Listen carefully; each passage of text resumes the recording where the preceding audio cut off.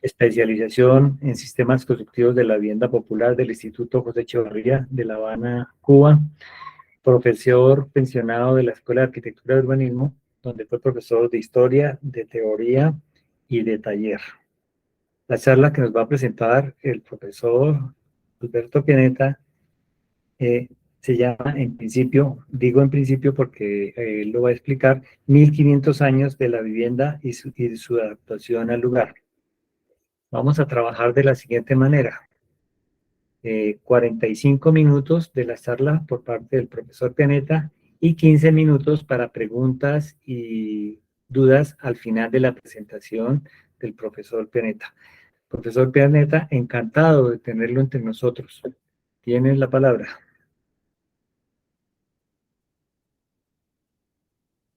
Gracias, Marco. Bueno, más encantado estoy yo de volver a la universidad. Sabes que es uno de mis anhelos. Sabes que me retiré. Yo creo que uno nunca se retira realmente de la academia. Mi papá me lo recordaba ayer, me decía, cuando supo que estaba de nuevo vinculándome a la universidad, me dijo, mijo, esto es como un tatuaje. Esto, por más que quiera, no se te va a borrar jamás. Y creo que estaba en lo cierto. Él mismo fue profesor mucho tiempo y a sus 90 años creo que todavía añora ser profesor. Entonces, para mí realmente no solamente es un honor, sino que de verdad un agradecimiento estar de nuevo pues aquí y especialmente en esta maestría, que tú más que nadie sabe cuánto afecto tengo por esta maestría y cuán orgulloso me siento de la elección que tú mismo has hecho. Sí, la charla de hoy versa sobre, casi que podríamos decir, pues el tema principal de la maestría, aquí con un sesgo particular que pues espero sea de el interés para todos. ¿Vas a comentar algo más, Marco, o damos inicio? No, damos inicio, profesor. Ok, entonces voy a presentar, permítame por favor, a continuación.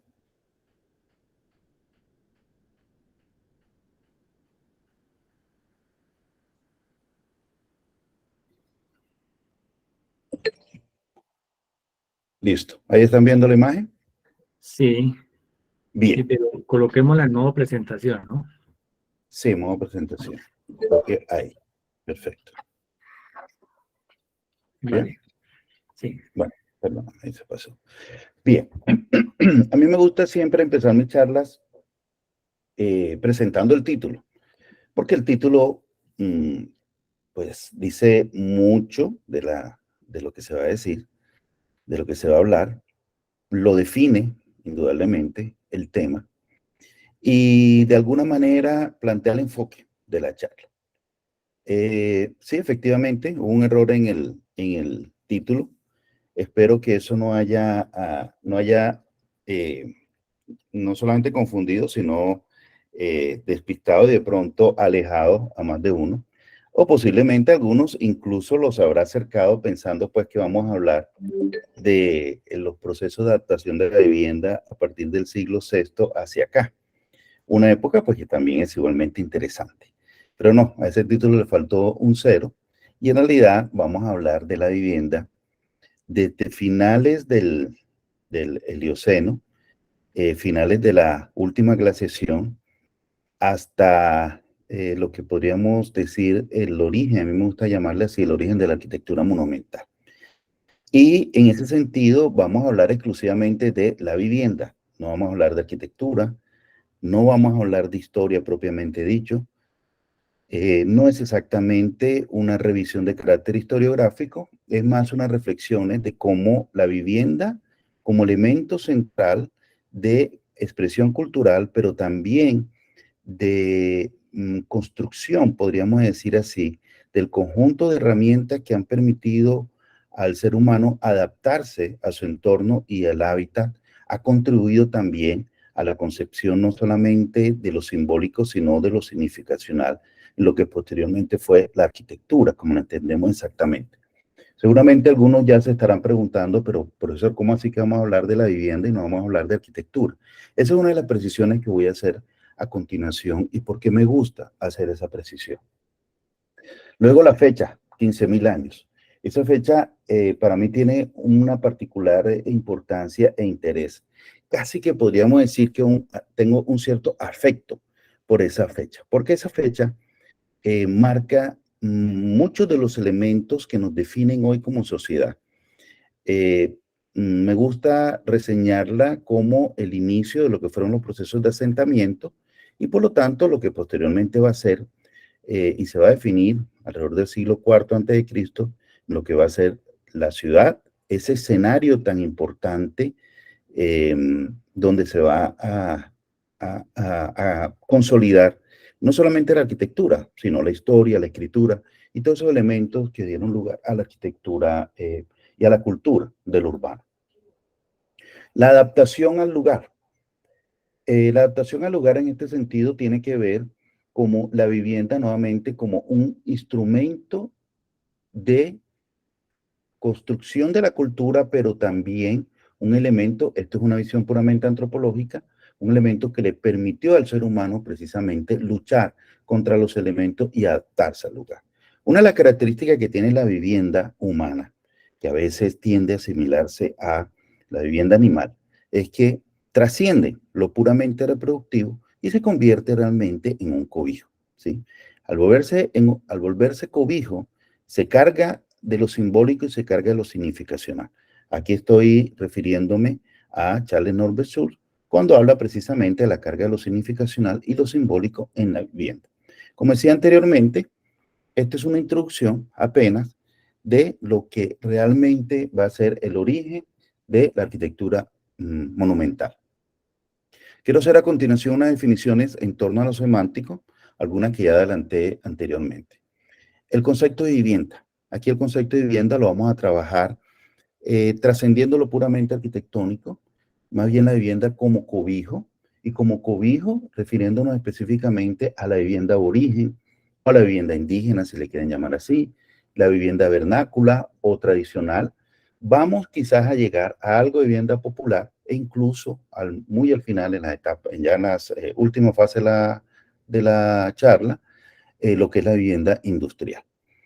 Otro concepto que es fundamental es entender lo preurbano como esa fase de consolidación de la vivienda como un hecho cultural y colectivo.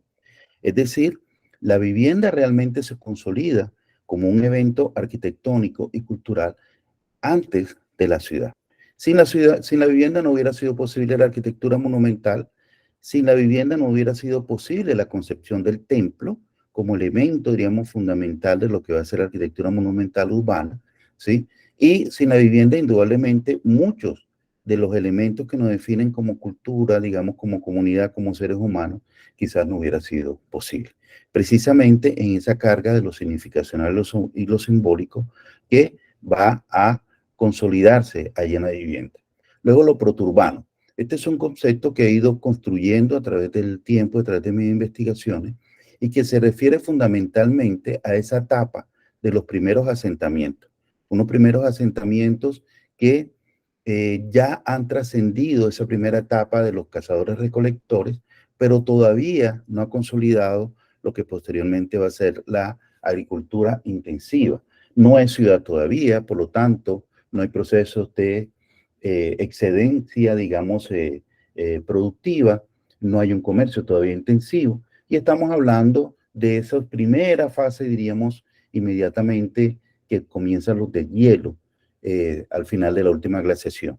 Cuando me refiero a la última glaciación, me estoy refiriendo a un proceso que se inicia hace aproximadamente entre 150 y 200.000 años y termina con lo que va a ser precisamente el neolítico hace 15.000 años, en lo que se conoce también como la revolución agrícola o la revolución del neolítico. Entonces, lo proturbano, como el nombre lo indica, es esa fase inmediatamente al urbano, al surgimiento de la ciudad, que se da alrededor del 4000, en lo que se conoce como la media luna fértil o el cuarto creciente, y que se da fundamentalmente alrededor de los grandes ríos, el Nilo, el Tigris, el Éufrates, el Indo, el Ganges, etc. Pero eso ya, digamos, es otra historia. De hecho, en esta charla solamente vamos a tratar solo hasta esta fase anterior, hasta lo proturbano, porque no se trata precisamente de ver la vivienda como un fenómeno arquitectónico, sino la vivienda como un fenómeno cultural, casi desde una visión antropológica. Entonces, no vamos a ver la vivienda como arquitectura, sino la vivienda como hecho cultural. Como marco conceptual, insisto en esto, es una aproximación de carácter etnológico, no arqueológico. En ese sentido es asincrónica y policrónica, dos conceptos que definen muy bien Etty Hall en su libro La Dimensión Oculta, de 1980, y lo redefine Amos Rapoport en 1977, un libro maravilloso también que les recomiendo, que es Vivienda y Cultura. Asincrónica porque no vamos a seguir un hilo conductor de carácter histórico, y policrónica porque vamos a estar de alguna manera yendo y viniendo a través de la geografía, analizando ejemplos que parecieran, digamos, no tener mayor relación entre ellos, pero que van a tener un elemento, digamos, que lo va podríamos decir, a conectar y a relacionar, que va a ser precisamente el medio ambiente. Eso que los antropólogos llaman la evolución convergente. Vamos a ver similitudes de ejemplos de vivienda en sitios totalmente distintos en términos geográficos, pero que producen al final formas relativamente similares. Aquí estoy un poco parafraseando a Semper, a Gottfried Semper, en su libro Los cuatro elementos de la arquitectura, cuando insiste en que precisamente la forma arquitectónica es resultado de la artesanía y de la tecnología de los pueblos que lo construyen. Creo que ahí Semper se estaba adelantando algunos conceptos que posteriormente en la antropología, digamos, se van a consolidar alrededor de este tema de la evolución convergente. El lugar me parece un elemento fundamental, de hecho es el marco, es el escenario en el cual precisamente se desarrolla la vivienda, pero aquí el lugar va a trascender lo físico, es el lugar en eso que hoy está tan desgastado, tan manido, que es lo ambiental, pero también el lugar como hecho cultural y como hecho tecnológico. Aquí me refiero a Kenneth Frampton en su famoso texto El regionalismo crítico, cuando define precisamente el lugar a partir de estos vectores, podríamos decir así, o de esta clave. El lugar como la conjunción de lo físico, lo ambiental, lo cultural y lo tecnológico. Cuando me refiero a cultura, cuando vamos a referir a cultura, no solamente vamos a hablar de la cultura como una simple expresión de las comunidades, que es, digamos, la definición coloquial, la definición de cajón, la definición común, sino la cultura como un conjunto de herramientas que permiten la adaptación de un grupo humano a un lugar, ¿sí? Es decir, la cultura trascendiendo, ¿sí?, su simple manifestación o la simple expresión o el simple hecho identitario, digamos, de una comunidad. No, la cultura casi como un fardo, una caja, diríamos, de herramientas que ha permitido que las comunidades precisamente se adapten al lugar. Este es un concepto de Bere Gordon Chai, en un libro maravilloso que es La civilización de Occidente o los orígenes de la civilización, de 1936. No, civilización, ya no vamos a hablar exactamente de civilización, pero vale la pena tocarlo como civilización, como el conjunto precisamente de elementos culturales que construye un grupo económico que trasciende precisamente esa identidad de lo local. Sí, la civilización como la trascendencia de lo local, que va más allá precisamente de unas fronteras muchas veces geográficas y ambientales. Lo trascendental va a ser aquí importantísimo. Cuando hablamos de lo trascendental, vamos a hablar precisamente de esa idea que rozan lo sagrado. No vamos a tocar el tema de la religión. Aquí esto pareciera ser un poco un galimatías, ¿sí?, en cuanto a lo trascendental, lo sagrado, la religión. En cuanto a eso, yo tengo unas precisiones que traigo de mis trabajos sobre arquitectura religiosa, y sé muy bien que estos elementos hay que aislarlos, hay que definirlos con mucho cuidado, con mucha precisión. Aquí me apoyo en Mircea Eliade, en uno de sus textos, son muchos textos, pero fundamentalmente en Lo Sagrado y lo Profano, en 1957, y en las teorías de Robert Redfield sobre la importancia de las concepciones de lo trascendental en la construcción de la cultura. Lo trascendental o lo sagrado va a ser un elemento fundamental en la concepción de la vivienda, como vamos a verlo a continuación. Vamos a ver entonces ese proceso de la consolidación de lo sagrado desde el animismo hasta el monoteísmo, desde el zoomorfismo hasta la construcción, diríamos, del antropomorfismo en la concepción de lo sagrado. La tecnología, indudablemente, es imposible hablar de vivienda o de construcción sin hablar de lo tecnológico. Aquí nuevamente me apoyo en Semper, en su libro de los 4 elementos, donde, como ya dije anteriormente, él ve, diríamos, en la manipulación de los materiales y de la tecnología, ve en ello como el origen de las formas en la arquitectura. La economía es definitiva. Hay que entender realmente los modos de producción, la división del trabajo y la especialización de la mano de obra como los elementos, diríamos, clave y fundamentales en la evolución, si podríamos llamarla así, de la vivienda. Lo social, indudablemente, las estructuras sociales, la composición familiar, como los elementos también básicos, digamos, de una comunidad, que al final se van a reflejar en esto que denominamos la vivienda. Ya la vivienda, entonces, en su acepción puramente constructiva, vamos a tratar de verla muy rápidamente, el tiempo no nos va a dar para mucho, ¿sí? En sus elementos más evidentes, la forma, localización, orientación y emplazamiento, la configuración espacial, partición y especialización habitacional, los materiales que tan naturales, elaborados o procesados son, los sistemas constructivos y los sistemas de climatización como elementos, diríamos, de adaptación al clima. Este cuadro, que es un cuadro de elaboración propia basado en algunos textos de Danserao, de Rapoport y de Sconauer, de alguna manera tratan de sintetizar, pero también de agrupar todo esto que vamos a ver a continuación. Vamos a ver fundamentalmente lo referente aquí a lo que está en los tonos más fuertes, los tonos amarillos más fuertes, es decir, todo lo que tiene que ver, digamos, con lo que aquí está como pleistoceno, en términos del horizonte cronológico, animístico-homológico, en términos de relación sociedad-naturaleza, la fase primitiva o arcaica en términos arqueológicos, en términos de la vivienda, las efímeras y las periódicas y transitorias, las sociedades de recolección, caza y pesca, el impacto ambiental que ellas experimentaron en el medio ambiente y las revoluciones instrumental y doméstica.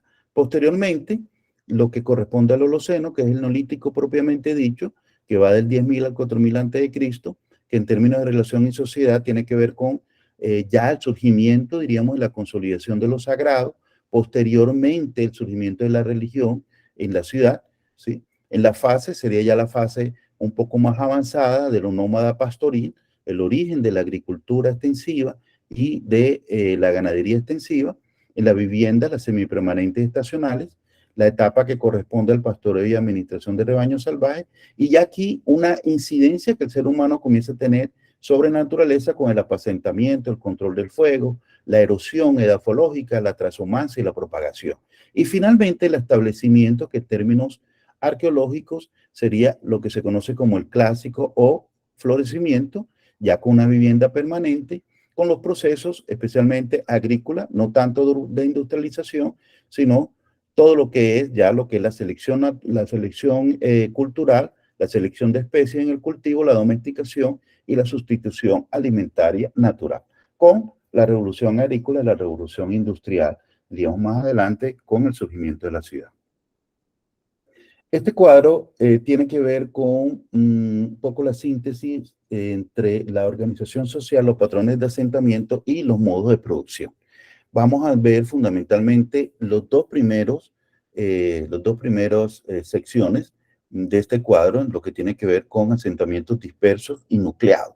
Fíjense que cuando me refiero a asentamientos concentrados, me refiero específicamente ya a procesos de urbanización que no los vamos a ver aquí, sino fundamentalmente todo lo que tiene que ver con eso que hemos llamado lo proturbano, es decir, procesos de asentamientos alrededor de agricultura semi-intensiva y los primeros, podríamos decir, procesos de consolidación de una ganadería aporta, diríamos, lo que posteriormente va a ser la agricultura intensiva de excedente y la ganadería intensiva y de estabilización como uno, diríamos, de los elementos que van a ser fundamentales para la consolidación de la ciudad, como ese fenómeno que algunos denominaron como diríamos, extranatural y casi como un fenómeno, diríamos, de apropiación y superación del humano sobre la naturaleza.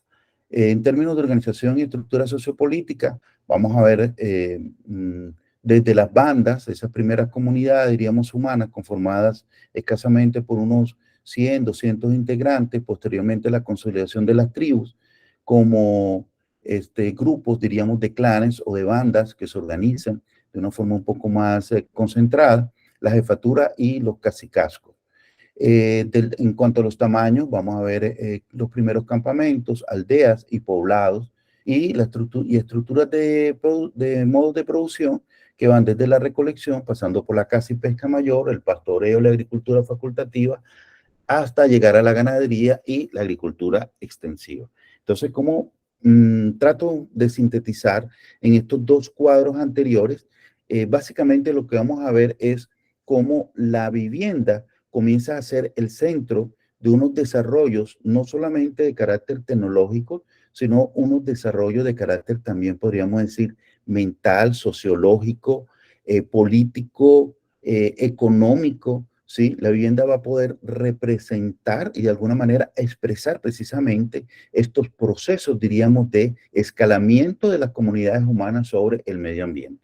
Y algo que yo sostengo, y es que desde la vivienda más sencilla, desde la vivienda más elemental, hasta la vivienda, diríamos, más compleja, es un gran texto en el cual, si leemos de una forma cuidadosa, de una forma, diríamos, detallada, podemos identificar precisamente esos elementos. Aquí voy a utilizar una clasificación maravillosa que Norbert Schonauer en su texto 6.000 años de hábitat propone, y es lo que él denomina tipologías habitacionales, que como decía al principio, no es exactamente una historia de la arquitectura, ni mucho menos, ni una historia de la vivienda.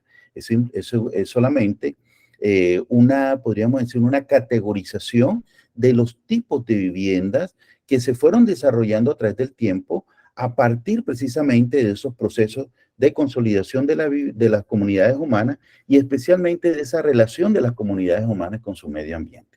Él los categoriza en seis diríamos, tipos o 6 fases, diríamos, de la vivienda. Las viviendas efímeras conformadas o desarrolladas por las bandas, esas pequeñas comunidades humanas que dependían completamente de la naturaleza, nómadas, recolectoras, cuya dieta era fundamentalmente herbívora con complementos cárnicos muy esporádicos, sus entierros muy simples, todavía no había una idea, digamos, desarrollada alrededor de los sagrados, sino alrededor de cultos puramente animistas. Eran viviendas efímeras y realizadas con materiales perecederos sin ningún tipo de elaboración. Aquí vamos a ver los esquemas bosquimanos, las cabañas aruntas de África, los cobijos de los pigmeos mambuti, también africanos, y los cobertizos Nucamacu de la Orinoquía colombo-venezolana. Luego tenemos las viviendas transitorias o temporalmente irregulares, que son ya viviendas desarrolladas por comunidades que han logrado producir, diríamos, una instrumentación y una herramentería que les permite acceder a una dieta mucho más compleja y mucho más, diríamos, rica de caza y pesca. Me estoy refiriendo específicamente a los clanes, que no es otra cosa que una conjunción de bandas. Por lo tanto, los clanes son un poco más de mayor tamaño. Su dieta, como decía, es primordialmente cárnica, migran a otros ecosistemas y esa dieta cárnica, el control del fuego y el control de la caza mayor le va a permitir precisamente acceder a unos ambientes que las bandas o los nómadas recolectores simple y llanamente no podían acceder porque no tenían esa herramienta o esas condiciones alimenticias que le permitieran precisamente acceder a ecosistemas mucho más exigentes, como son los ecosistemas de estación o los ecosistemas de grandes alturas. Sus entierros comienzan a ser un poco más complejos, con ritos que rodean monumentalidades alrededor del oso antropomórfico y representaciones a los antepasados. Las viviendas ya son viviendas transportables, realizadas con materiales naturales altamente elaborados, ¿sí? Ahí vamos a ver los iglus, vamos a ver los tipilapones y suecos, las malocas yanomamas, ufainas, etc. Luego tenemos las periódicas o temporalmente regulares, ya conformadas por tribus, que son conjuntos de clanes, ¿sí? Ya son comunidades mucho más, diríamos, ya han dejado de hecho de lado la caza y la pesca, son administradores de rebaños salvajes y sus viviendas van a representar precisamente esa complejidad, no solamente en lo tecnológico, sino también en lo económico, en lo social y en el control del medio ambiente. Como cuarta fase, las estacionales, que son asentamientos periódicos, como su nombre lo indica, son viviendas ya fijas, permanentes, ¿sí? Pero que se usan solamente en una etapa del año, ¿sí? Generalmente componen campamentos de invierno, campamentos de verano, ¿sí? O campamentos de otoño, etcétera, según sea el lugar donde se realice. Ya estas comunidades son comunidades que pastorean, son comunidades que de hecho tienen cultivos facultativos, no se confunda esto con agricultura, son cultivos que escasamente sirven para alimentar a estos primeros rebaños, diríamos, rebaños de muchas veces de rebaños salvajes pastoreados por estas primeras comunidades ganaderas. Luego tenemos las viviendas semipermanentes que ya conforman poblado, aparece la agricultura y la ganadería extensiva de subsistencia, es decir, una producción que no permite, diríamos, excedente y por lo tanto no permite una comercialización en gran escala. ¿Por qué es importante esta fase? Aparecen los primeros centros ceremoniales, ¿sí? No hay arquitectura todavía, pero estos primeros centros ceremoniales aparecen alrededor de lo que van a ser los primeros enterramientos, diríamos, de carácter monumental. Aquí vamos a ver las comunidades africanas, los dogones, los mesaquines quizar, vamos a ver las comunidades de los pueblos hopis y taos de Nuevo México, la casa ovalada maya y el jacal latinoamericano. Y finalmente tenemos las unidades habitacionales permanentes, habitaciones proturbanas que se van a desarrollar alrededor de lo que va a ser la agricultura intensiva de excedentes con procesos agroindustriales, viviendas permanentes y complejas ocupadas muchas veces por varias generaciones. Aquí vamos a ver las viviendas de labranza europea y algunas haciendas latinoamericanas. Entonces, arranquemos de una vez, tratemos de ser lo más, hacer la mayor síntesis sobre un tema que, como ustedes imaginarán, pues da para mucho más. La primera que vamos a ver, entonces, son las viviendas efímeras o transitorias, que son los cobertizos o enramados utilizados por los recolectores paleolíticos y comunidades transhumantes actuales por unos pocos días o semanas. Sus formas son elementales, no existen paredes ni aberturas especializadas, la mano de obra es inexperta, su construcción es muy rápida, casi que se puede realizar en horas. El espacio interior es único e indiferenciado, se realiza en climas isotérmicos. Tanto la dieta como los materiales que trabajan no les permiten acceder a otros climas que no sean climas de selva o climas de desierto. Y lo trascendental gira en torno a cultos animistas, ¿sí? Quizá las manifestaciones más existentes, entre otras cosas, y más precisas sobre este tipo de vivienda son las cabañas Mambuti o los esquem bosquimanos o las cabañas de nuestro Nucam Macú. Aquí vemos, por ejemplo, una familia de mambutis a la puerta de su cobijo. Vemos que es una enramada tremendamente sencilla, una estructura hecha apenas, digamos, por varas y cubierta por grandes hojas que simple y llanamente, si acaso, los protege del sol, ¿sí? Ni siquiera, digamos, de la lluvia. Es un medio ambiente, diríamos, relativamente poco exigente, que no hay que lidiar con el frío, no hay que lidiar con nieve, ni hielo, ni nada de esto. Por lo tanto, cualquier cobijo, diríamos, es suficiente. Aquí vemos un campamento, simplemente un espacio ceremonial alrededor del cual se ubican las viviendas con ritos relativamente sencillos como los que vemos aquí abajo. Excúsenme que estoy pasando un poco rápido, pero creo que si no el tiempo no nos va a dar. Esta imagen me parece muy interesante porque aunque parecería ser una fotografía simplemente anecdótica, nos habla de algo que es muy importante y es como incluso la vestimenta comienza a expresar la manera como las comunidades se van adaptando a su medio ambiente. Entonces, como vemos, en la parte izquierda, los hombres escasamente usan un faldellín, a veces ni siquiera eso, a veces un sencillo taparrabo, y los chicos, por ejemplo, desde muy niños, comienzan también a adaptarse, diríamos, a estos elementos del medio ambiente con elementos realmente muy primitivos, ¿sí? Aquí vemos nuestro Nucam Macú con viviendas que, como vemos, son muy similares, muy parecidas a las anteriores. Y aquí podemos ver ya el primer ejemplo de eso que los antropólogos llaman la evolución convergente. Es decir, formas de construcción muy similares que son impulsadas, podríamos decir, por medio ambientes también similares. Tenemos las transitorias o temporalmente irregulares. Ya aquí hay un salto importante, ¿sí? Ya no estamos hablando de bandas, estamos hablando de comunidades que se agrupan alrededor de clanes. Cada clan es como una pequeña banda, pero los clanes conforman. Profesor Pianeta, un ¿Sí? timer. Si necesitas un poquito de más tiempo, hazlo. Ok, gracias. Ya aquí los clanes, como decía, los clanes no son otra cosa que bandas, pero un conjunto de clanes comienzan a conformar una tribu. Aquí, ¿cuál es el salto importante? Es un salto de carácter instrumental, ¿sí? Comienza el desarrollo de las primeras herramientas, especialmente herramientas de caza y pesca. Esto les permite acceder precisamente a una dieta mucho más rica en grasa, una dieta realmente cárnica. Ya la recolección comienza a pasar a un segundo plano. Si bien no hay todavía ni siquiera una agricultura de carácter facultativo y mucho menos un pastoreo, el control, diríamos, de la casa mayor sí les permite acceder a una dieta que les permite a su vez acceder a unos climas mucho más exigentes. Les permite, por ejemplo, dominar ya mayores alturas, les permite dominar climas en latitudes medias de estaciones.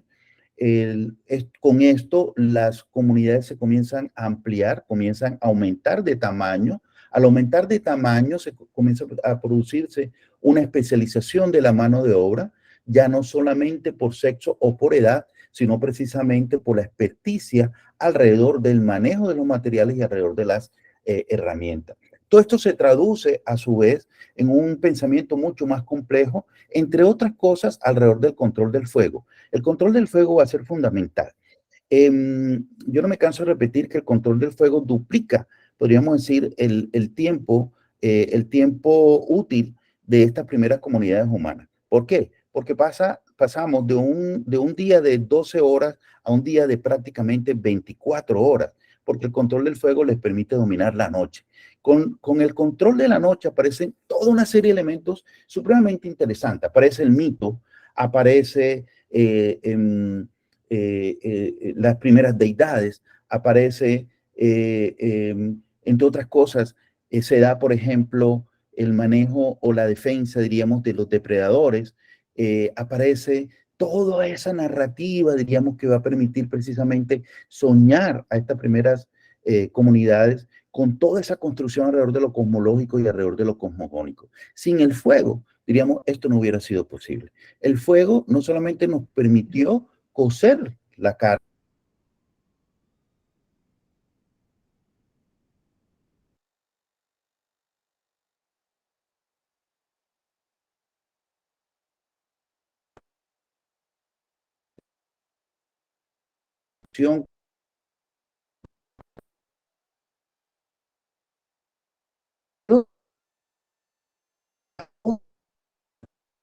que el fuego no hubiera sido posible el surgimiento del mito. Sin el fuego no hubiera sido posible el control de la noche. Sin el fuego no hubiera sido posible, diríamos, el control. Y en un momento, entre otras cosas, del día en que ya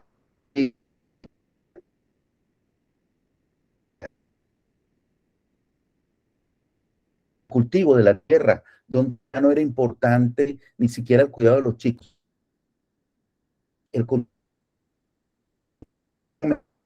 Una nueva forma de comunicación y una nueva forma de comunidades en ese entorno tan importante que va a ser precisamente la noche. Con todo esto, las estructuras constructivas se hacen morfológicamente más complejas, los materiales, diríamos, son mucho más elaborados y por lo tanto ya no se pueden abandonar como en la fase anterior, y los sistemas constructivos se vuelven indudablemente mucho más ricos, mucho más interesantes. Aparece el dibujo, aparece la pintura y la escultura como expresión de un pensamiento precisamente abstracto y complejo. Como decía, se desarrolla la cosmogonía mítica de carácter zoomórfico. Los espacios comienzan a diferenciarse con posibilidad de un fuego interno. Una parte de los materiales de construcción es transportable y reutilizable, dada la alta inversión en energía y tiempo, y las formas pueden ir de un simple domo o tiendas a formas combinadas. Estas viviendas las vamos a ver ya localizadas en regiones templadas septentrionales o en regiones, diríamos, de gran altura, como son los Andes o los Alpes, o la zona incluso de Asia Central. En las zonas tropicales, estas formas de vivienda se van a traducir en lo que conocemos como las viviendas comunales o las malocas. Aquí vemos quizás uno de las arquitecturas quizás que hacen parte más importante de nuestro imaginario, diríamos, arquitectónico popular, que son las No, tiendas profesor Pineta, está de presentando campaña. ¿Sí? imagen. ¿Perdón? No se está viendo, Sí. no se está viendo la imagen. ¿Ahí no la ven? No, todavía no aparece. Entonces tenemos un problema con la red. ¿A dónde quedaron? En la anterior, esta sí la... ¿En dónde quedaron? ¿En qué imagen quedaron? Perdón. Juan David, ¿en qué imagen quedamos? Estábamos en la de transitorio. Bueno, entonces voy a dejar la imagen aquí porque es posible que les llegue un poquito después. Bueno, voy a hablar de los tipis o tiendas de los indígenas de las grandes llanuras norteamericanas. Como decía, esta es quizás una de las expresiones aborígenes de viviendas más Pero, conocidas. Alberto, ¿estás presentando imagen ahorita? Sí, sí, claro. No se ve. ¿Se ve? ¿Será que cierro la presentación y la vuelvo a abrir? ¿Me permiten, por favor? Voy a cerrar la presentación y voy a volver a abrir. Te esperamos.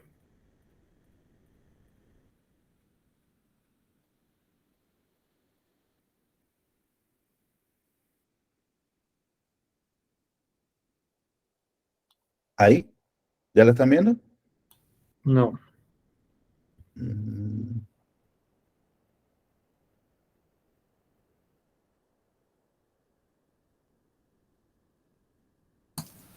¿Desde cuál está? Profesor, ¿y si le da a compartir pantalla nuevamente desde el dispositivo que está compartiendo? Bueno, voy a hacerlo nuevamente.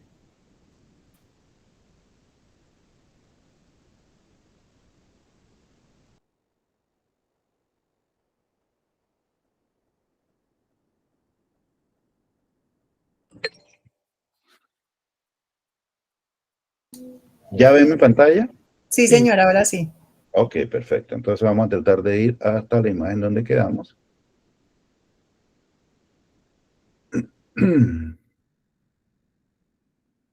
Bien, aquí quedamos. ¿Están viendo los tipis? Sí. Ok, perfecto. Entonces, vuelvo nuevamente sobre esto. Esto que parecería ser una construcción muy sencilla, elemental, pareciera ser solamente pieles sobre una serie de varas, es quizás una de las expresiones más interesantes de adaptabilidad de las comunidades, en este caso de los cazadores, cazadores, pescadores, de las grandes llanuras al medio ambiente. Detrás de esta aparente sencillez, elementalidad y casi que expresión primitiva, hay toda, si comenzamos a leerla, a entenderla, diríamos en sus detalles, vemos la tremenda complejidad que hay detrás de ella. Primero que todo, imaginémonos la cantidad de búfalos que tuvieron que cazarse para simplemente coser la cantidad de pieles necesarias para construir, digamos, el recubrimiento de cada una de estas casas. Segundo, todo el proceso de curtiembre, de limpieza, de asepsia, para que las pieles pudieran servir. Luego la decoración. Luego, digamos, la selección de la estructura, no es cualquier estructura. Sí, voy a pasar otra imagen que creo que es un poco más diciente. Miren el tamaño de estas tiendas. ¿Sí? Son tiendas que perfectamente pueden llegar a tener hasta 12 metros, pudieron llegar a tener hasta 12 metros de alto. Miren toda la decoración que tienen estas tiendas y al interior son un verdadero artilugio de adaptación bioclimática al medio ambiente. ¿Sí? Tienen una serie de elementos que les permite luchar no solamente con los vientos fríos, sino incluso con nevadas, incluso protegerlos de las bajas temperaturas del invierno si era necesario. Es decir, es un ejemplo maravilloso cómo detrás de lo más elemental comenzamos a ver precisamente toda la riqueza tecnológica y toda la riqueza, toda la complejidad, diríamos, tecnológica constructiva detrás de estas habitaciones aparentemente simples. Aquí vemos igualmente unos tipis, en este caso de los Sami o Laponis, que son estas comunidades de administradores de rebaños salvajes. Los anteriores eran fundamentalmente cazadores. Me estaba refiriendo a los apaches, los sioux, los arapajaos, todas estas comunidades que habitaban o habitan todavía las grandes llanuras norteamericanas.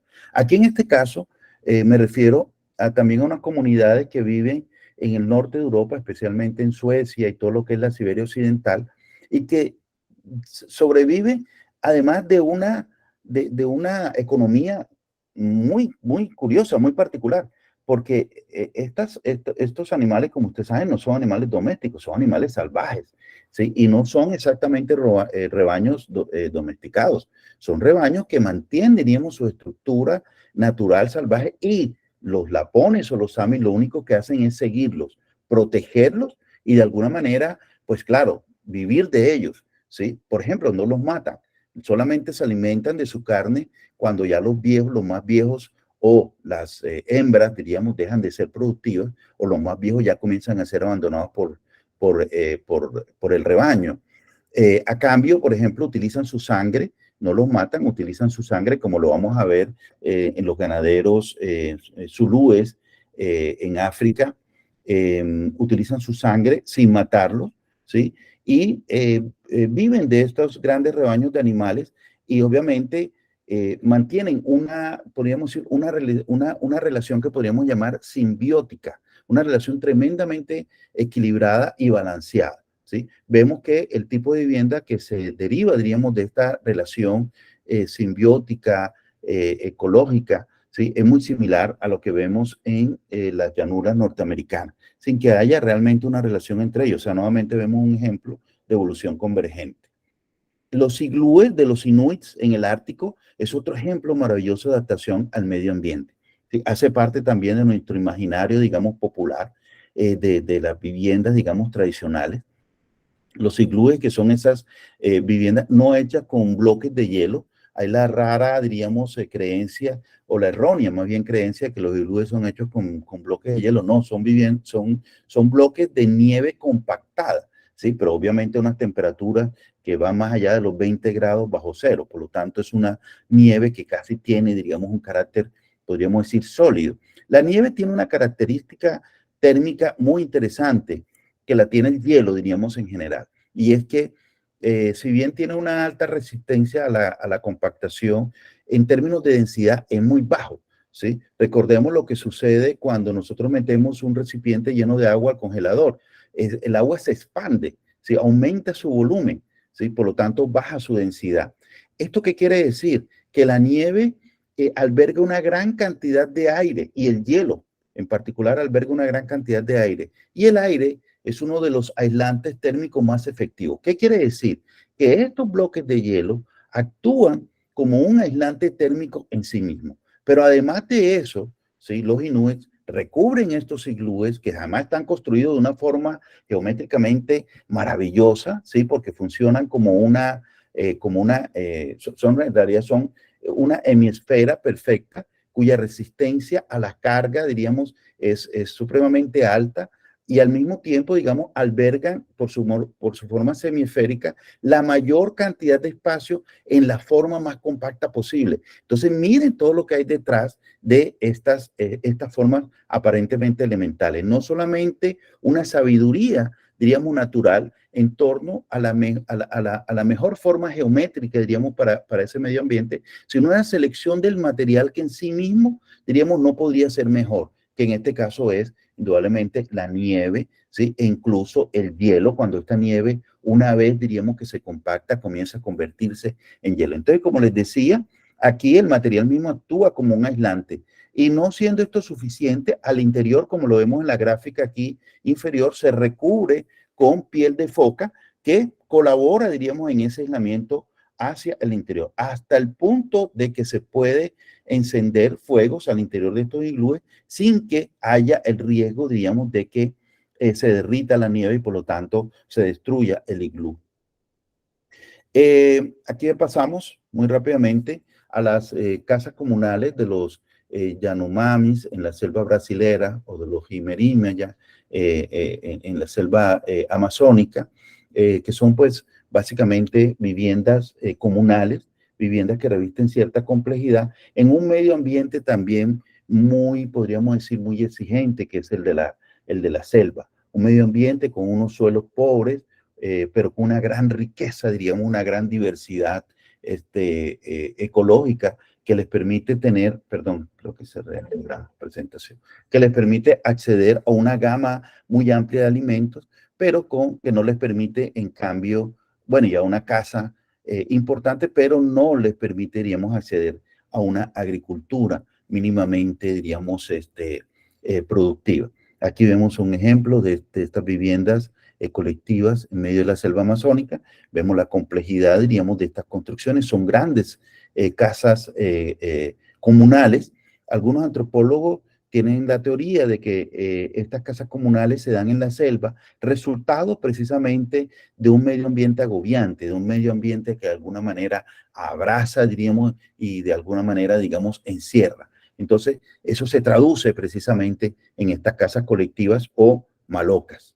Aquí vemos las malocas jufainas y emberá, que son otro ejemplo maravilloso. En las charlas que veremos el próximo semestre, lo veremos en detalle, otro ejemplo maravilloso de experiencia en el manejo de la forma de los materiales, de los sistemas constructivos y de la adaptación al medio ambiente. Este esquema que vemos, por ejemplo, en la parte superior izquierda, es un ejemplo de cómo la maloca funciona no solamente como un reloj solar diario, sino que funciona como un calendario anual. Les permite saber a estas comunidades no solamente qué hora del día es, sino en qué época del año están, ¿sí? Entonces, detrás de esta simple forma, que es un poco la tesis que hay detrás de esta charla, detrás de esta simple forma, ¿sí? Hay todo, diríamos, una tradición, hay todo un conocimiento acumulado generación tras generación, ¿sí? Que les ha permitido precisamente con el mínimo de elementos posible, ¿sí? Lograr un dispositivo, porque ese es el nombre que hay que darle a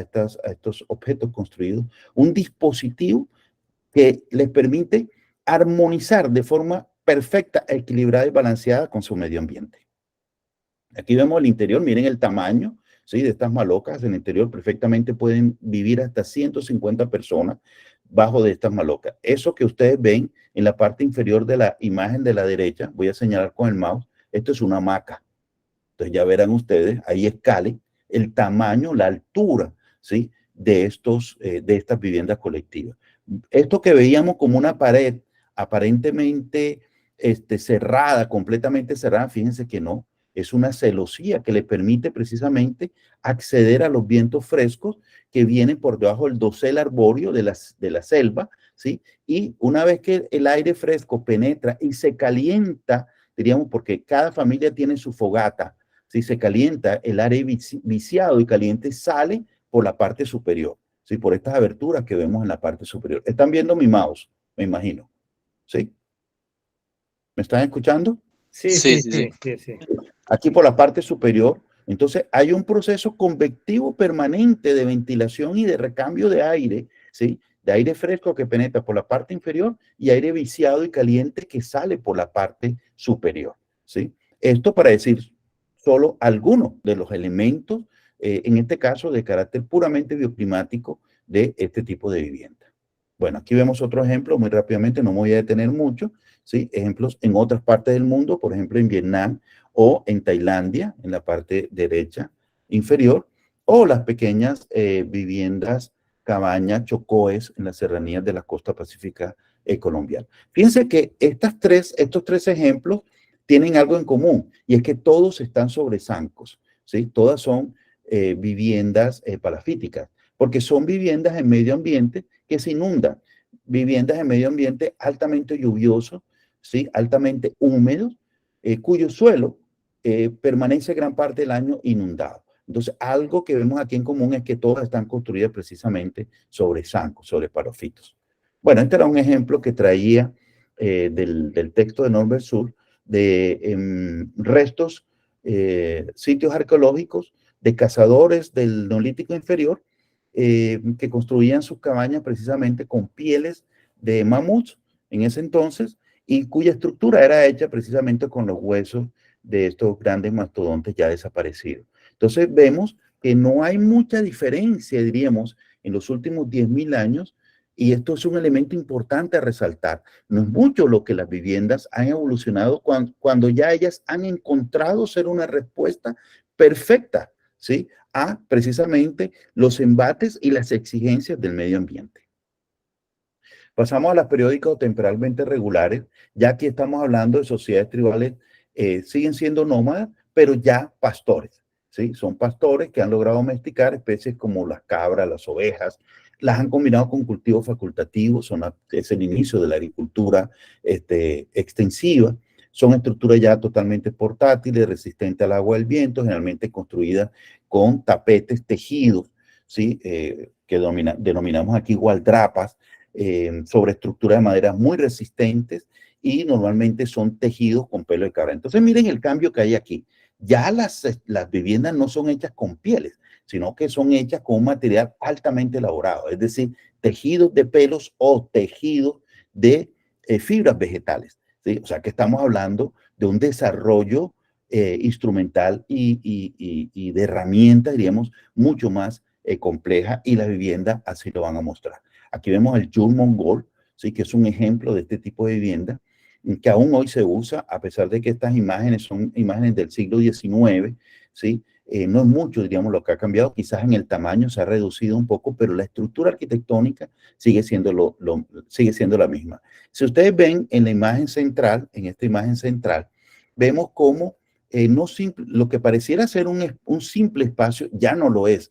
Ya comienza a darse una diferenciación funcional, ¿sí? Esto que vemos aquí son la zona, diríamos, de dormir, son una especie de sleeping bag, esto que vemos aquí, y esto que vemos acá son espacios reservados, ya sea para actividades de carácter social, de carácter ritual, o incluso, diríamos, para la preparación de alimentos. Entonces vamos a ver cómo eso que pareciera ser un simple y único espacio indiferenciado, comienza a adquirir ya unos rasgos fuertemente diferenciados en razón a la función. Posteriormente vamos a ver cómo esa diferenciación se va a dar ya en términos físicos, ¿sí?, asociados precisamente a elementos funcionales o alimentos rituales. Aquí vemos una yurt mongol en las estepas del sur de Siberia, en lo que es el Asia Central, ¿sí? Vemos que básicamente lo que ha cambiado es el tamaño, pero fundamentalmente siguen siendo, diríamos, las mismas tiendas. Indudablemente, un elemento de cobijo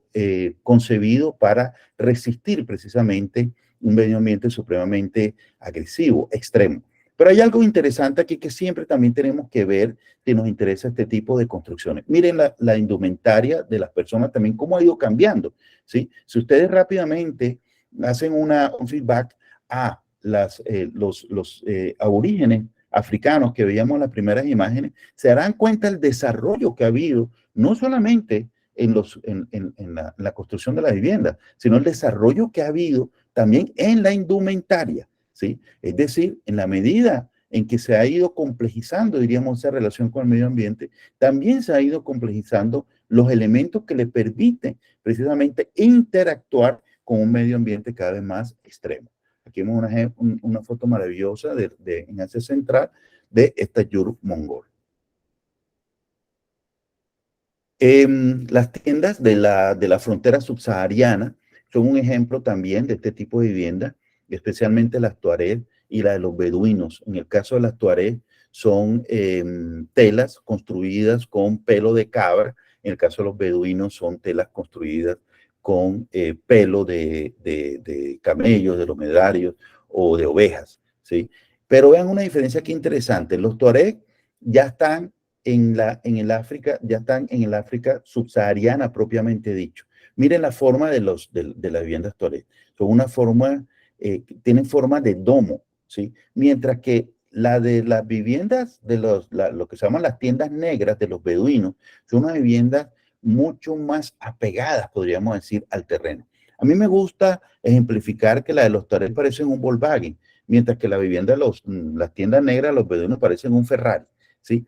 Y igual como, digamos, estas formas se adaptan, diríamos, a unas condiciones aerodinámicas particulares, aquí también sucede lo mismo. Las viviendas de los beduinos van a estar expuestas a las tormentas de arena del desierto, ¿sí? Del Sahara, mientras que los toreros no tienen ese problema, porque van a estar ya en el sotobosque, diríamos, de la frontera subsahariana, ¿sí? Entonces vemos también cómo la forma no solamente va a responder a unas condiciones puramente tecnológicas y materiales disponibles, sino que va a responder precisamente a las exigencias de ese medio ambiente, como lo veíamos en el caso de la Yur-Mongol. Aquí vemos imágenes de las tiendas de los Ay Tuareg, ¿sí? Una imagen un tanto redondeada, como unos domos, mientras, bueno, aquí vemos también otras, vemos que no tienen ninguna exigencia de carácter aerodinámico. En este caso incluso son viviendas hechas con grupos, diríamos, con especies de paja o de palma que ha sido prensada, diríamos, para generar esos cerramientos, que entre otras cosas se parece mucho a la vivienda de los Andes centrales, la vivienda de los Aymara en los Andes centrales. Aquí vemos otro ejemplo interesante de evolución convergente. Dos medio ambientes muy similares, produciendo viviendas también muy similares. Pero las que les quería mostrar eran estas, ¿sí? Las tiendas negras de los beduinos en el Sahara Oriental. Bueno, pasamos a las estacionales, ya que hay un cambio fundamental. Ya que estamos hablando entonces de comunidades que están dominando ya la ganadería, ya no es el pastoreo, es la ganadería, que hay una diferencia bastante interesante, porque ya cuando hablamos de ganadería, hablamos de un ganado vacuno completamente domesticado, mientras que el pastoreo, hablamos de especies que no están totalmente domesticadas, como son las cabras y las ovejas. Mientras que cuando hablamos de ganadería ya estamos hablando de vacunos fundamentalmente, es decir, de vacas y toros que dependen completamente del cuidado humano. Aquí hay algo importante, diríamos, en esto. ¿Por qué se le llaman estacionales? Porque son viviendas utilizadas durante meses o durante periodos estacionales, precisamente. Por lo tanto, son viviendas que no se abandonan, ¿sí? Totalmente. Son viviendas permanentes, pero que solamente se abandonan durante las estaciones. Por eso se hablan de ellas como campamentos de verano o campamentos de invierno o campamentos estacionales. Aquí pues ya las viviendas se han complejizado en todos sus aspectos. Aquí vemos, por ejemplo, un ejemplo maravilloso que es el Hogan Mandan y Navajo de la llanura norteamericana.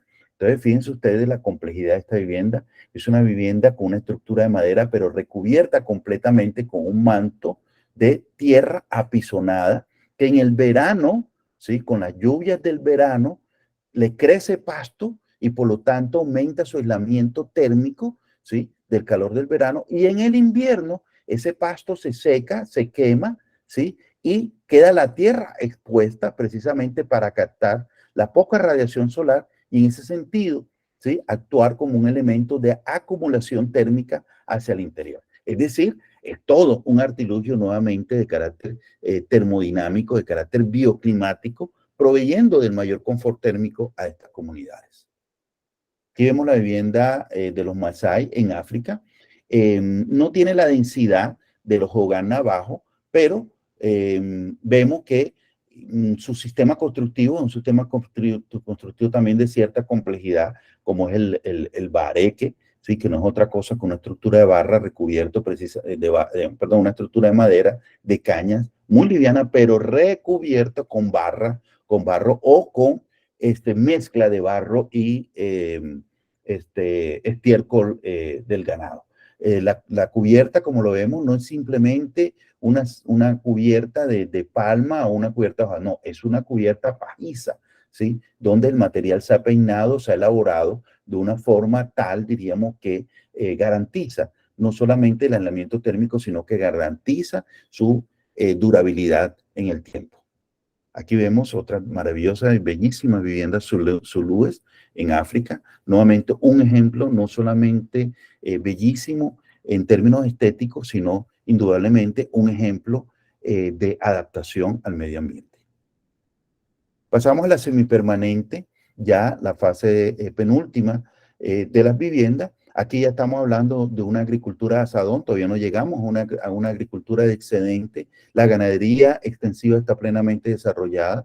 Estas viviendas ya son viviendas que se pueden usar perfectamente durante 15, 20 años y su uso va a depender fundamentalmente de la calidad del suelo de la siembra. Si el suelo es bueno, posiblemente ese uso llegue hasta los 20, 25 años, pero en la medida en que no es como es un suelo que no se repone, no hay, diríamos, un manejo hídrico ni de especialización, diríamos, de las especies vegetales muy elaborado, es un suelo que tiende, diríamos, a agotarse, especialmente por los monocultivos y los procesos de caza, de quema, ¿sí? Para enriquecer el suelo, todos estos procesos de roza y quema terminan finalmente destruyendo, diríamos, el suelo y con ello delimitando y definiendo la permanencia, ¿sí? De estas comunidades en este tipo de suelo. Ya aquí hay un desarrollo, diríamos, de animales domésticos como los porcinos, aves de granja, etcétera, lo que promueve el aparecimiento de corrales, reservorios de agua, porquerizas, establos, cocinas, trojas, etcétera. La propiedad privada ya está plenamente establecida en pequeñas porciones de tierras que denominamos huertas o parcelas. Las viviendas pues ya son materiales elaborados rústicamente, pero resistentes al paso del tiempo, como la madera rolliza, el bareque, la tapia pisada, la palma o paja trenzada, el adobe, etcétera, con predominancia de formas elementales, combinadas, cilíndricas o cúbicas. En términos de lo religioso, ya se ha consolidado, diríamos, todo un culto alrededor de lo antropomórfico en las comunidades primitivas, obviamente, ¿sí? Y sobre todo se ha desarrollado, o se va a desarrollar lo que van a ser los primeros centros ceremoniales. Aquí estoy refiriéndome en el tiempo, diríamos, a las culturas, diríamos, que se dieron precisamente hace unos 6.000 o 7.000 años. ¿Sí? Aparecen los primeros centros ceremoniales que van a ser precisamente el germen de lo que posteriormente va a ser la ciudad, en una etapa, una fase que se conoce como el preclásico temprano. Aquí vemos ejemplos, en este caso en África, de la vivienda Mesaquín Quizar, en el Sudán, ¿sí? Vemos aquí no solamente la belleza, diríamos, en términos constructivos, sino la rica, diríamos, elaboración. ¿Qué vemos aquí en la imagen que vemos en la parte inferior? Que observamos en la parte inferior. Ya vemos que los espacios están completamente diferenciados por las funciones. Arquitectónicamente, si podríamos, permítame la expresión, no es arquitectura esto, es construcción, ¿sí? Vemos que ya hay una diferenciación, diríamos, clara, y ahí podríamos decir, ya podemos comenzar a ver una carga simbólica, podríamos decir, en el uso de estos espacios. Entonces vemos cómo uso, función y forma, junto con material y tecnología, comienzan, diríamos, a consolidarse en una expresión, diríamos, mucho más rica, mucho más interesante. Aquí vemos otro ejemplo de viviendas Mesaquín Quizar. Algunas se hacen sobre los riscos de montaña, como la vemos aquí, o simplemente sobre mesetas, como lo veíamos en la imagen anterior. Cada uno de estos espacios tiene una función y un uso determinado. Por lo tanto, diríamos, la complejidad habitacional que puede llegar a albergar estos conjuntos, diríamos, de viviendas es bastante rica. Vemos una imagen de los pueblos Dogon en el África Meridional, ¿sí? Donde vemos que la forma es relativamente similar, el uso del material es el mismo, es tierra, originalmente se hacía con tierra pisonada, hoy se hace con ladrillos de adobe. Pero guarden esta imagen porque vamos a ver nuevamente un ejemplo de evolución convergente, ¿no? Algunas expresiones constructivas que se dan aquí en América. Bueno, creo que ya algunos ya habrán visto lo similar de estas viviendas, por ejemplo, a nuestras viviendas campesinas, especialmente las que se dan en la costa Caribe.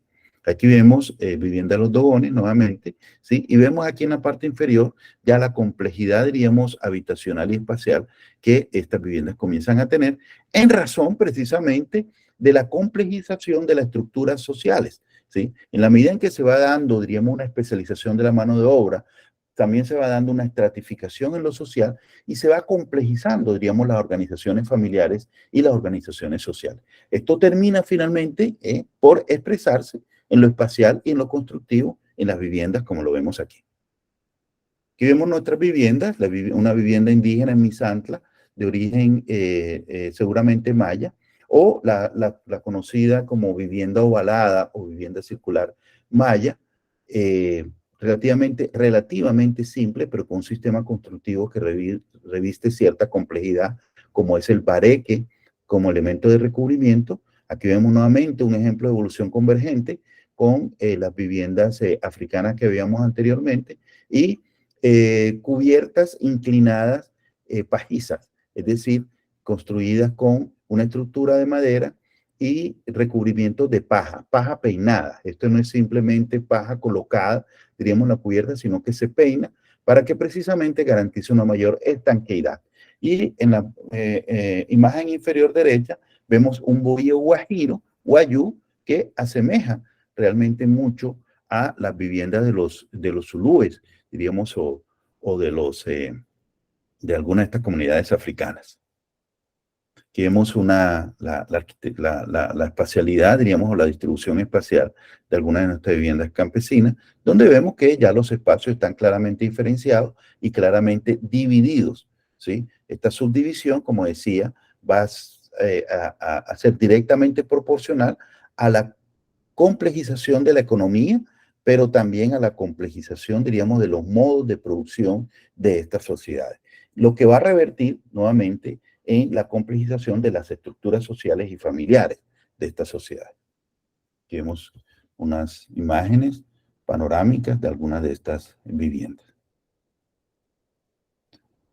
Aquí vemos San Sebastián de Rábago en la Sierra Nevada de Santa Marta, o las Cansamarías de los indígenas Kogi, también en la Sierra Nevada de Santa Marta, que estarían dentro de esta clasificación habitacional. Esta vivienda era la que les quería mostrar, miren, muy similares a las viviendas Dogón, a excepción por la cubierta, ¿sí? También son hechas en tierra pisonada, ¿sí? O adobe.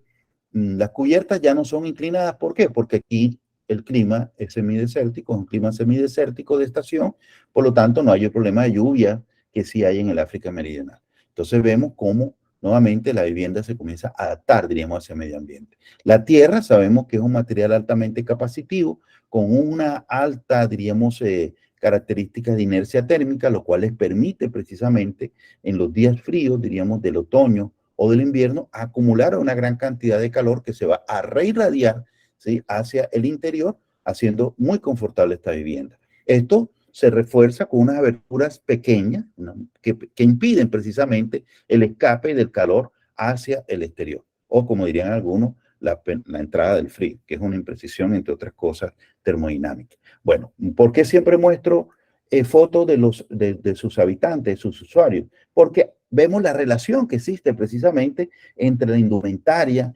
entre los accesorios de esa indumentaria, entre la riqueza, podríamos decir, de esa expresión cultural y la arquitectura. Siempre vamos a encontrar una relación, ¿sí?, muy clara, una relación directa entre la expresión de la indumentaria, ¿sí?, el vestuario, la música, la gastronomía, ¿sí?, los cánticos y el mito y la arquitectura.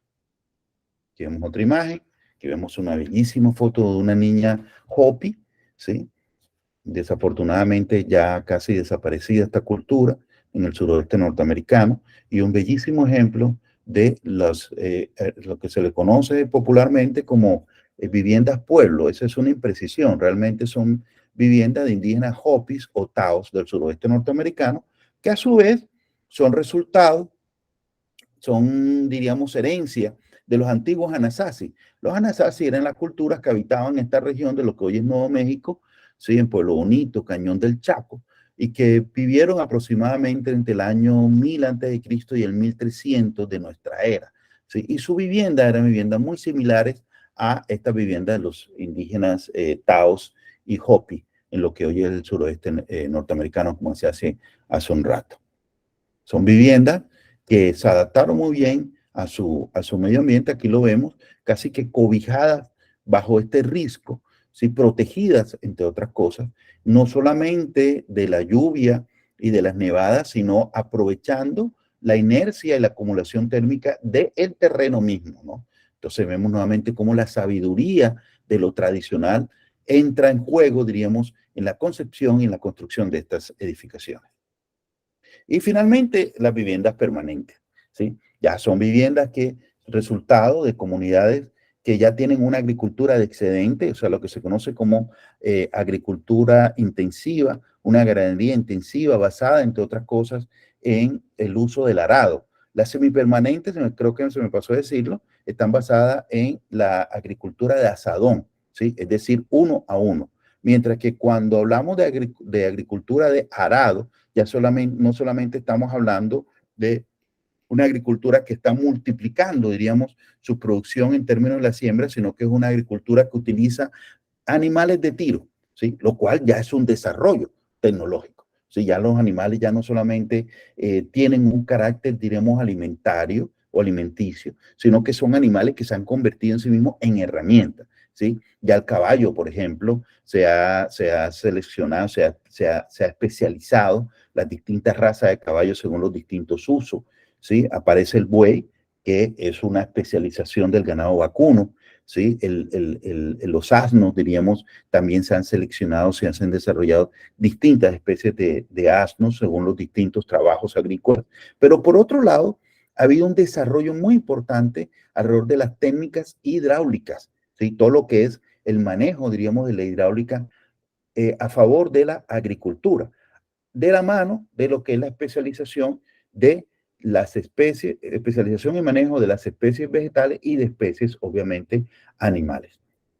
Las viviendas ya son permanentes, son viviendas que se heredan por tradición de generación en generación. Vamos a encontrar viviendas que perfectamente tienen 200, 300 años, incluso más en Europa. ¿Sí? Son el centro de un alto grado de tecnificación agrícola, casi que podríamos hablar de una agricultura semi o industrializada. Su morfología obviamente va a ser muy compleja, ¿sí? Su morfología constructiva.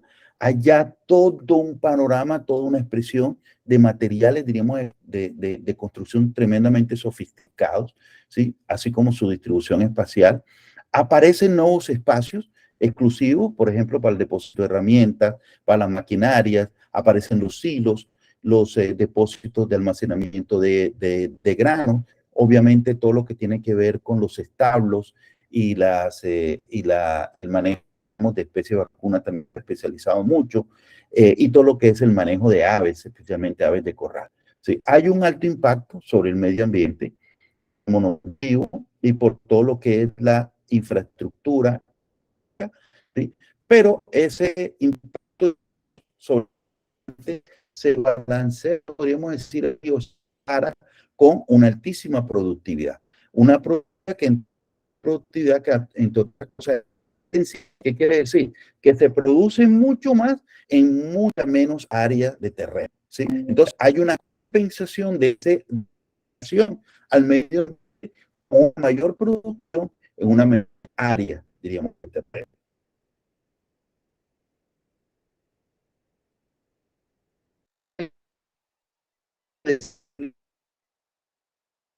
Al, no,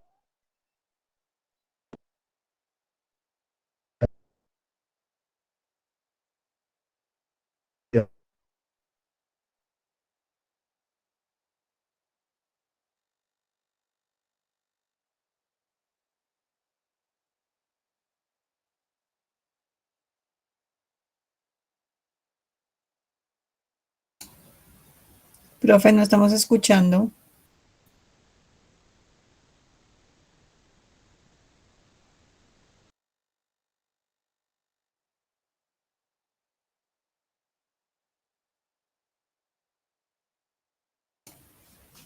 Parece ser que el profe Yaneta se quedó sin señal. Bueno, pero no me lo explico a ver cómo se recupera. Ya vi por acá a ver qué podemos hacer.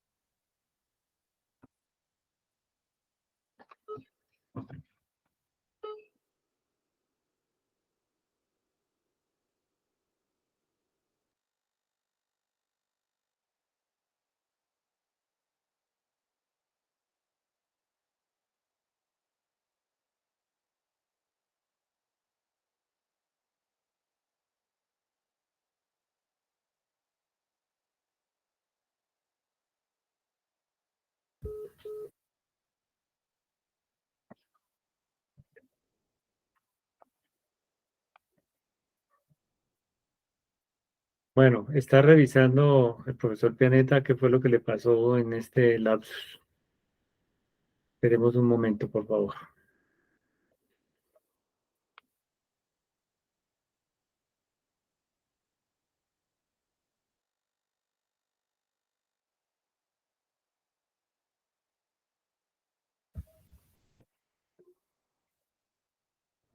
Bueno, creo que en algún momento me quedé sin imagen y sin Sí, micrófono. ¿En sí, qué sí. imagen me quedé, perdón? Juan David, Ya. ¿en qué imagen se quedó? Estábamos viendo en las permanentes y vamos a comenzar a ver la vivienda italiana. Ah, o sea, los Trulli. Sí, señor. Sí, Bueno, perfecto, no fue mucho entonces lo que perdimos. Listo.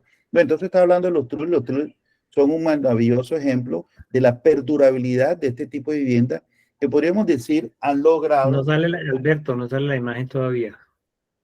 mm, Perdón.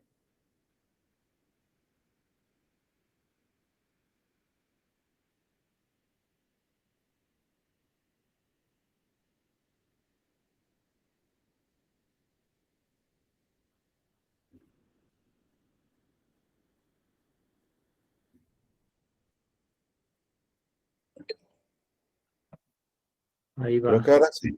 ¿Sí? Sí, ahí va, ahí va, ahí va. Sí, ya apareció. Ok, Pues ahora listo. colocarlo en modo presentación y punto. Sí, ok. Bueno, aquí Los creo que Trulli. íbamos. Trulli, ok. Y Eso. listo. Perfecto.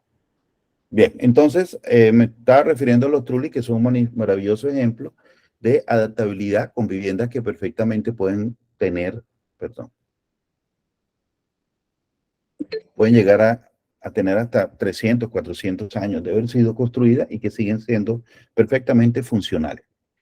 Y es un ejemplo de perdurabilidad, indudablemente, sedentarismo. Aquí vemos la casa de labranza eslovaca y la danesa. Decía que estas viviendas ya prácticamente son viviendas urbanas. ¿Cuál es la diferencia? De que se han despojado, se han desconectado de lo que se conoce como el área productiva, es decir, el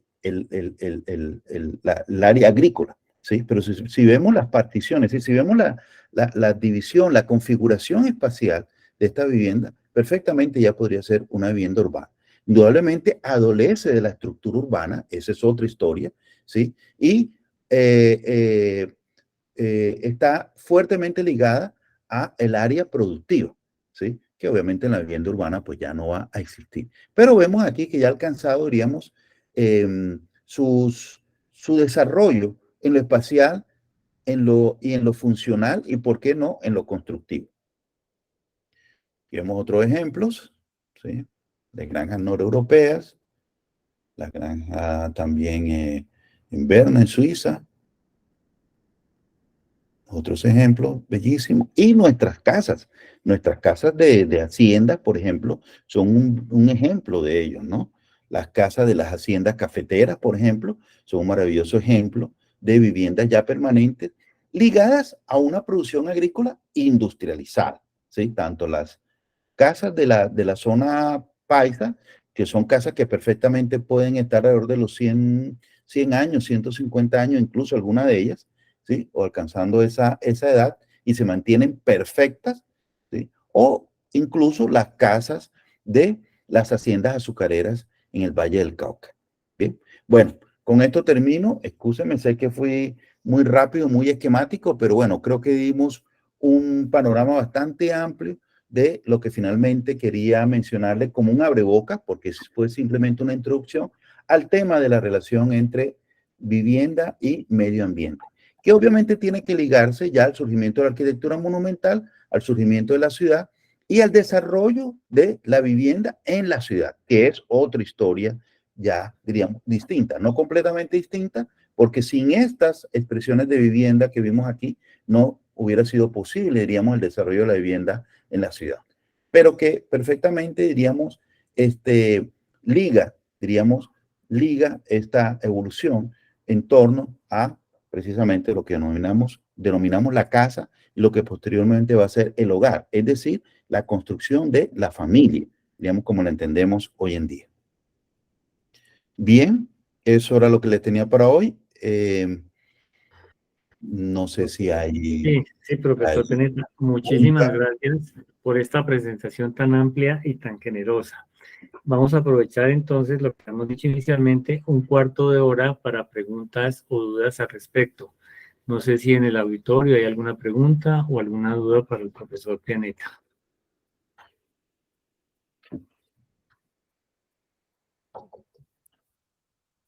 Profesor Pianeta, para romper el hielo, entonces podemos plantear que la vivienda es más del proceso de la cultura que de la civilización. Bueno, aquí siempre hay que diferenciar entre cultura y civilización. Cultura, el término cultura, recordemos que viene de cultivare, ¿cierto? Cultivar, que tiene que ver obviamente con el trabajo de la tierra. Mientras que civilización viene de civilitas, ciudad. ¿Sí? Entonces, fíjense que en la raíz etimológica de estos dos conceptos ya hay una diferenciación irreconciliable, podríamos decir, fundamental, ¿cierto? Cuando hablamos de cultura, hablamos de lo local, de eso que está ligado fuertemente al terruño, al territorio. Mientras que cuando hablamos de civilización, ya que podríamos decir que el término o el concepto de cultura se ha difuminado mucho. Se habla de cultura urbana, pero eso realmente es un concepto muy forzoso, ¿sí? Porque es difícil, diríamos, hablar de cultura urbana cuando si algo caracteriza a la ciudad, como decía Rossi, ¿sí? En su famoso libro, La arquitectura de la ciudad, si algo caracteriza a la ciudad es lo diverso, lo extralocal, podríamos decir así, lo global. Eso es lo que caracteriza a la ciudad. Por lo tanto, hablar de una cultura urbana, diríamos, es muy difícil. Ahora, más bien la pregunta podría ir es si la casa ha resultado más de un desarrollo tecnológico o de un desarrollo, diríamos, de lo ideológico, ¿sí? Esa es una de las grandes discusiones en la antropología y en la teoría de la arquitectura. Y hay dos grandes autores que de alguna manera, ya ambos desaparecidos, pero que de alguna manera sentaron las bases de esta discusión. Por un lado, Vere Gordon Chai, ¿sí? Con su libro El origen de la civilización, el origen de la cultura, perdón. Y por otro lado, Robert Redfield, ¿sí? Cada uno desde su orilla, promoviendo, podríamos decir así, o defendiendo, ¿sí? ¿Cuál realmente fue la fuerza que mayor peso tuvo, diríamos, en el desarrollo precisamente de eso que llamamos la vivienda? Lo importante aquí es entender que la vivienda no es simplemente un cobijo, que la vivienda no es simplemente una construcción para protegerse del medio ambiente, que la vivienda no es simplemente, diríamos, el lugar que resguarda, diríamos, a una familia. Porque como vimos al principio, ni siquiera para eso era la vivienda. La vivienda muchas veces ni siquiera era un lugar que se habitaba de forma permanente, ¿sí? Era más un elemento que servía para definir un territorio, ¿sí? Para controlar un territorio que cualquier otra cosa. Pero ahí creo que hay una pregunta de Dani. Sí, Dani, tiene la palabra. Danos la pregunta, por favor, Dani. Sí, buenas noches, profesor Pianeta. Bueno, profesor, pues a mí me ha interesado bastante el tema de la vivienda en el sentido de cómo este espacio tiene una relación con la cosmogonía de la época. Básicamente, siempre pues, digamos, me he dado cuenta que en la vivienda antigua o en la vivienda del pasado, la relación, el paradigma para el diseño y para la construcción de la vivienda ha sido la espiritualidad y el rito. Esto básicamente relacionado con los dioses y los antepasados para crear lo que se dice, lo que yo llamaría un hogar, que viene siendo un espacio donde personalizado el hombre es capaz de habitar una arquitectura interna. También considero que en la arquitectura moderna, la vivienda moderna, también existe ese paradigma, el paradigma espiritual y ritual, pero digamos que un poquito light, donde ya digamos que la arquitectura no se relaciona tanto con los dioses o con los antepasados, sino con las sensaciones, donde la arquitectura se desarrolla a partir de colores, monumentalidades y yo creería que también una relación entre formas de arquitectura. Consideraría que, pues digamos que es una opinión personal, la cosmogonía en la vivienda y en la arquitectura moderna cambió completamente, ya no se relaciona en nada con la espiritualidad y con el rito, con la relación entre dioses y antepasados, sino que el ser humano ha perdido por un cambio social y un cambio individual estas relaciones, digamos, con su cosmogonía. En ese sentido, mi pregunta básica es, ¿qué paradigma debería ser el organizador moderno de la arquitectura y también, por tanto, el organizador de la vivienda? Bueno, Dani, permite. Creo que hay un retorno.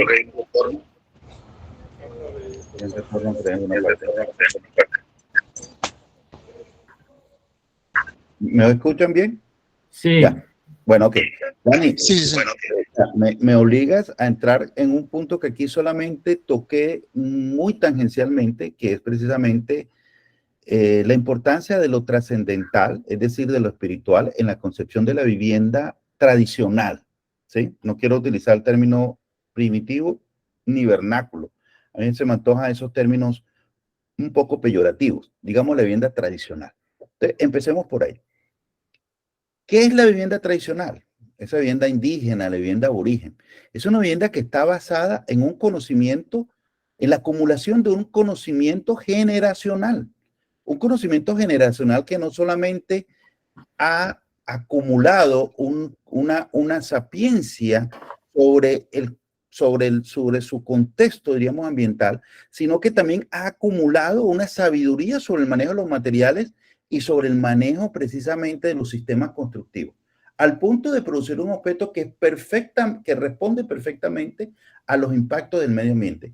Pero detrás de ese conocimiento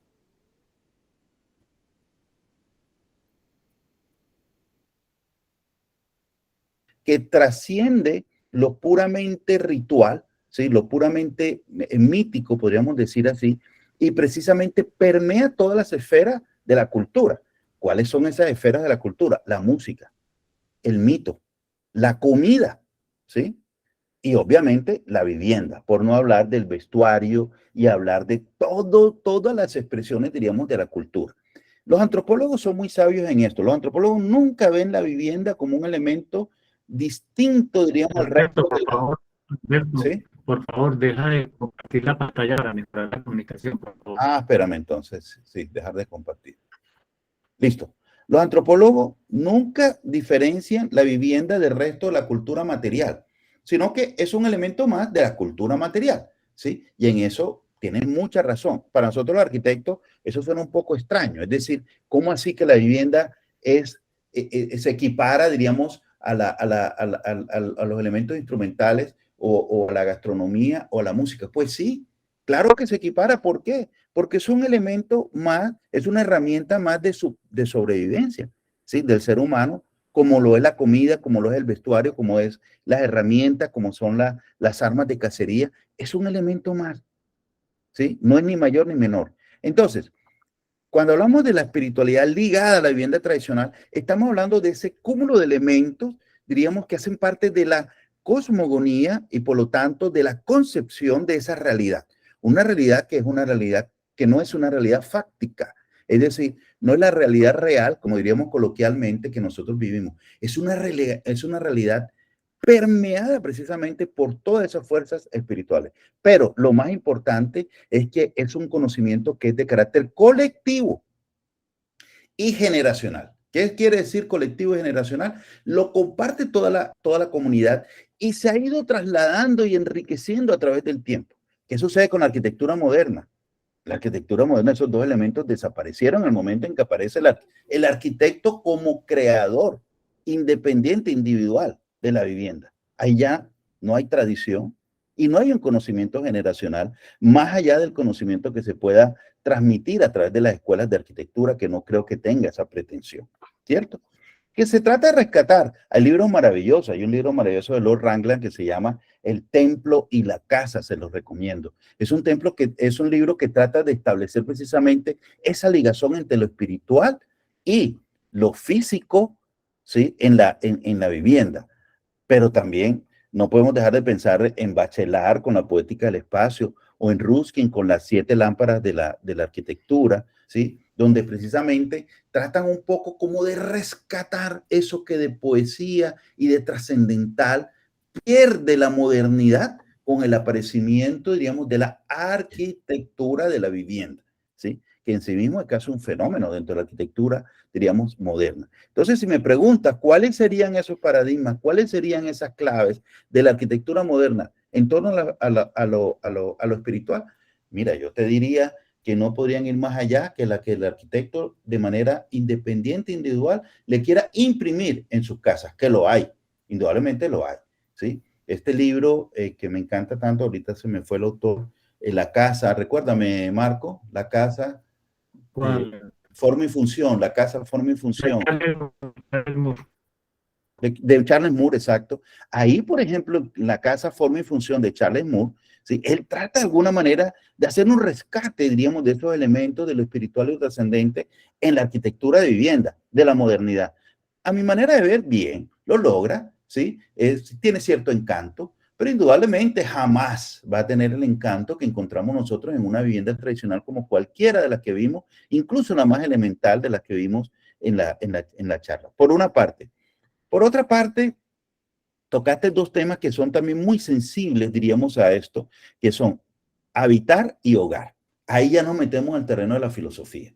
Ahí comenzamos entonces quizás a discutir o a reflexionar sobre qué es habitar, ¿cierto? ¿Qué es habitar? ¿Se habita una casa que no se vive? ¿Y qué es el hogar? El hogar que tiene en su adscripción más básica, más primitiva, precisamente esa relación con el fuego. El estar alrededor del fuego. Ahí nace el concepto de hogar, pero también nace el concepto de la familia, también nace el concepto del humano, también nace el mito, y casi que podríamos decir que ahí nace la vivienda, ¿sí? En estar rodeado o en rodear el fuego, ¿sí? Hasta que el fuego no es controlado, casi que podríamos decir no nos entendemos como humanos, y la vivienda es una inventiva humana, puramente humana. No puede confundirse con ninguna de las manifestaciones constructivas de carácter etológico animal. Es decir, la vivienda animal que solamente tiene un carácter reproductivo. ¿Qué le imprime el ser humano a la vivienda? Significado y simbolismo.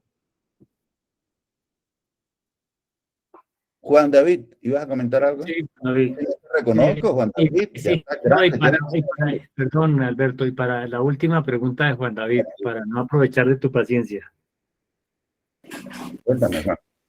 Hola maestro, un saludo, un placer también encontrarlo de nuevo por acá. Y bueno, en primera instancia, pues gratitud hacia su merced por esta charla, por estar en este espacio de la maestría. Y bueno, creo que esta charla pues también ha sido en parte eso que su merced siempre en los cursos nos inculcaba, y es que todo tiene que ser, digamos, una respuesta no solamente desde el lugar, al clima, a la cultura, ¿cierto? Y mi pregunta pues estaría vinculada un poco con los temas que se trabajan en la maestría, y es en relación a el superar la vivienda tipo y comenzar a llegar a la consecución de sistemas, ¿sí? La vivienda como un sistema.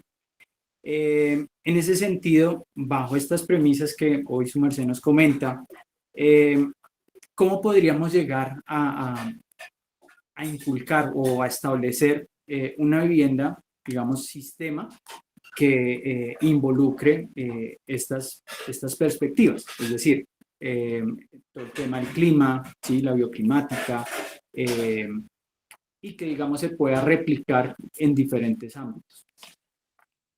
Juan, gracias por la pregunta porque me permite precisamente insistir en algo que algunas veces he tenido la oportunidad de discutir con Marco.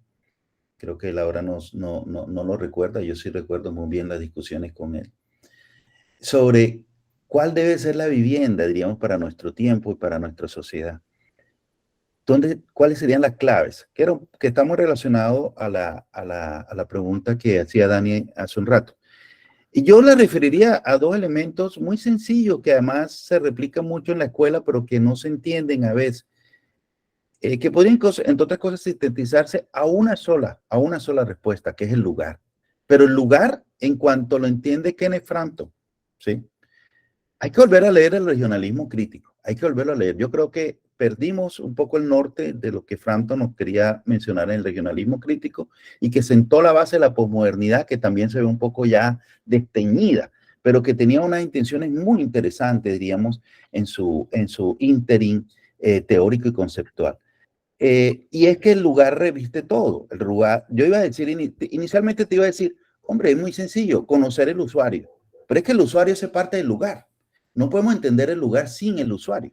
El usuario es parte fundamental del lugar, pero también el lugar trascendiendo lo físico, el lugar trascendiendo lo climatológico, el lugar trascendiendo incluso, diríamos, lo geográfico, ¿sí? También el lugar como una entidad en lo trascendental y obviamente el usuario construyendo al lugar. Óigase esto que acabo de decir. El usuario construyendo al lugar, ¿sí? Al tiempo que el lugar ha construido al usuario. Entonces, en la medida en que nosotros entendemos el lugar en esa multidimensionalidad, ¿sí? Que trasciende lo físico, vamos a entender cuál debería ser nuestra respuesta como arquitectos en ese elemento tan importante que va a ser la vivienda. Bueno, profesor Planeta y maravilloso público, muchísimas gracias. No, usted. Esta charla fue el abrebocas para el módulo que va a dictar el próximo semestre, el primer semestre del próximo año, del 24, el profesor Alberto Planeta. Se va a componer de 5 clases de 3 horas cada una semanalmente. Va a ser apertura, quienes quieran asistir, fuera de nuestros estudiantes pueden asistir. En su momento daremos el link para poder asistir. Y a quienes asistan al 90% de nuestras clases, les vamos a dar certificado de asistencia. Entonces, lo que acaba de plantear el profesor Planeta es lo que va a desarrollar el próximo año en el módulo que va a dictar en la maestría. Segundo, nuestra próxima charla, que va a ser el miércoles 4 de octubre del 2023, en este mismo horario, se llama Proyectando la Vivienda desde las actividades humanas, de la profesora, diseñadora industrial y profesora de la escuela, Rosario Guerrero, que están cordialmente invitados. Y la última de nuestras charlas, miércoles 8 de noviembre, el barrio Los Alcázares del Instituto de Crédito 1949 y las transformaciones de la vida de Bogotá, de la arquitecta y profesora de la Universidad de San Buenaventura, Margarita Rojas. Muchísimas gracias a todos por su presentación y entonces los esperemos más o menos dentro de un mes. Buenas noches para todos y gracias por haber asistido a nuestra invitación. Bueno, Profesor gracias a Planeta, ustedes y buenas noches. muchísimas gracias. Bueno, Muchísimas gracias. Bueno, Se supone que las 9 clases mañana en clase. Muchas gracias, profesor. Muchas gracias, profesor Planeta.